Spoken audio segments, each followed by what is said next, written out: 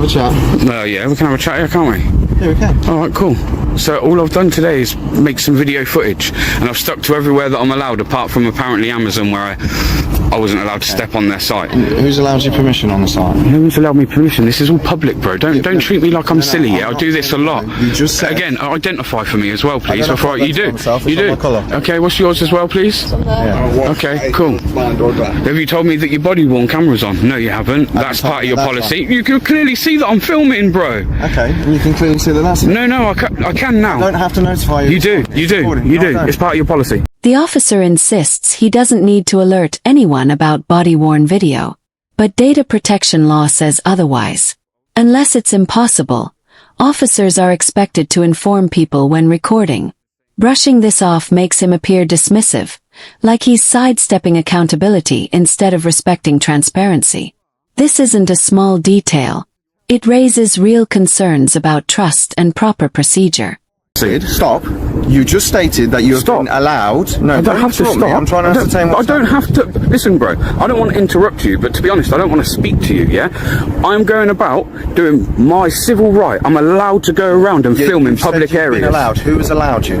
My rights as a human being in this country. And they have a right to know who is filming or taking photographic images of the building. No, they don't. Next, the officer claims he has a right to know who is filming outside the building.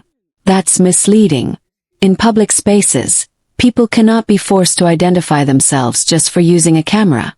The demand feels less about law and more about control. Whether out of ignorance or intimidation, it creates the impression the officer values authority over rights. No, they don't. Yes, they do. Oh my God! Please, mate. Please don't.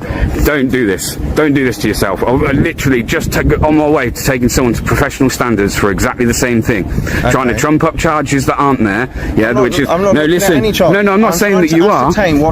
You're trying to tell me though. You're not telling me what has happened. You're just saying you're doing your civil right. Doing what? Filming the building.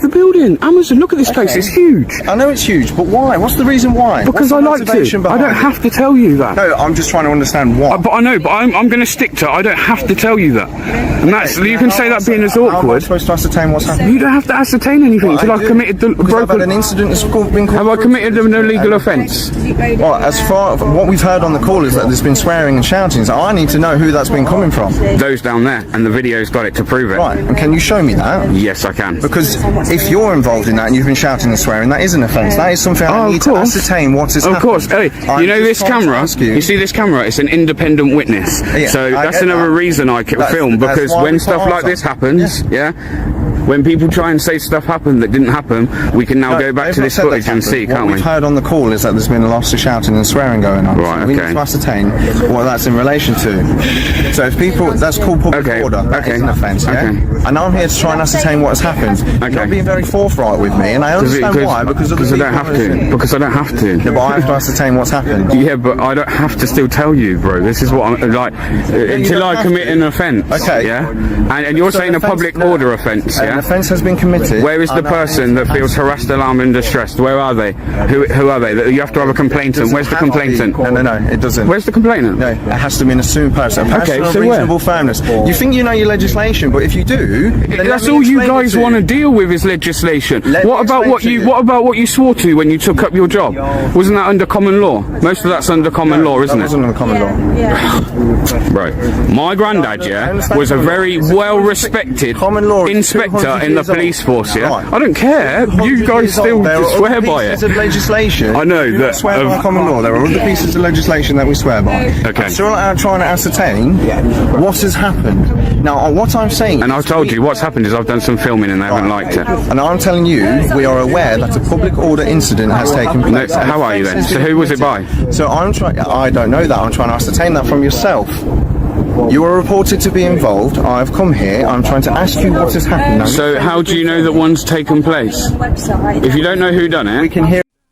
He then points to a phone call reporting shouting and swearing as his reason for stepping in.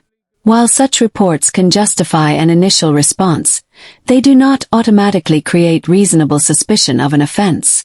Hearsay without verification is weak ground.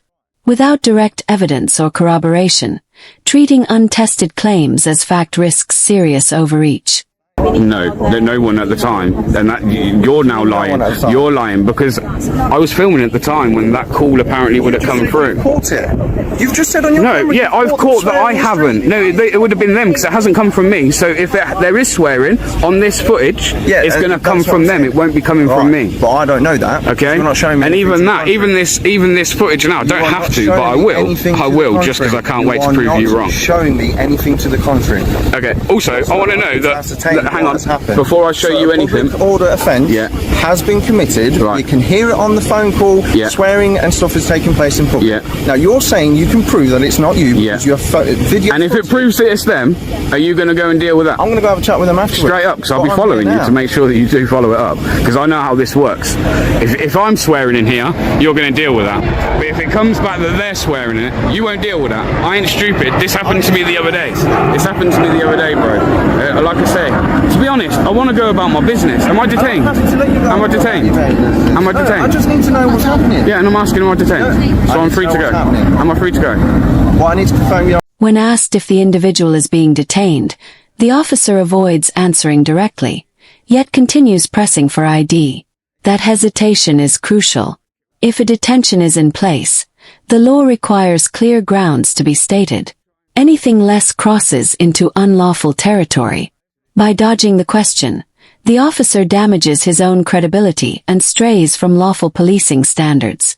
You don't need to confirm my identity. I don't have to give it you till an offence has been committed. I do not have to give it you. Has been committed. No, it hasn't. No, it hasn't. You turning up and saying an offence has been committed doesn't mean one's been committed. No, it hasn't been committed, and you've just confirmed it by saying you've got footage of it on your phone. Oh, wow. You've literally just confirmed by saying I've got footage of that offence happening, a public order offence. Okay. Haven't you? You've just said that. Okay. I said actually. No, you said that. What I actually meant in that. What I meant in that is the footage here will show that I didn't at any point swear. The guy started going crazy at me, and I did actually say to him, "Bro, what you're doing now is a public order offence." So potentially, that's what I said to him. So you probably heard me say that on the call. I need your details if you are the victim of the public order offence. Public order offence. You think I'm going to have somebody in trouble for a public order offence? Come on, mate. Can I just ask, know the details of security guard that came down from Amazon? And did you manage to get his name or anything? No, only his identity. Yeah. The issue becomes when you trespass. Obviously, that's a civil issue. Of course. And even more so if you're trying to get into buildings. Of course. So we just want to make sure that's not going to. That's not going to happen. And we spoke to this chap here. Yeah, fantastic, Nathan, innit? Yeah. Nathan here. Yeah. Hey, promotion for you, buddy. I will. I'll email him and say. As you're, in agreement that we're not going to be going on anyone else's land. You're all good no. But I haven't. Like I say, this guy seems to think he's gonna. I don't know. You say you're not having my details. You're not having them. You might be able to take my mates. To go over there and speak to them and take. Don't. I've just told you I don't want you to. Right, fine. Well, on your way. At one point, the officer says, "On your way, then." But the individual has every right to remain in a public space unless a lawful order, like a dispersal notice or an arrest, is issued. The command has no legal foundation and instead reflects personal authority. Directions like this blur the line between lawful policing and misuse of power, fueling mistrust. I'm free to go. I'm free to stay. So I won't be going nowhere, sir. So stop, trying to talk down to me. Stand here pointing that in my face. Well, then disappear. You're the one that's approached me today, not the other way round. Can't you? I don't have to. I don't have to. It's a public place, and it's up to you to make privacy in a public place. So if you'd like to make privacy, then I suggest you maybe get in your two shiny cars with flashy lights, right, and have a conversation. Taken together, this exchange shows the contrast clearly. A member of the public lawfully filming in public, and an officer leaning on assumptions instead of legal grounds. Rather than calmly explaining the law, the officer allowed ego and authority to dictate the interaction. Policing isn't about feelings or personal preference. It's about applying the law with fairness, clarity, and respect. And moments like this prove why accountability is essential.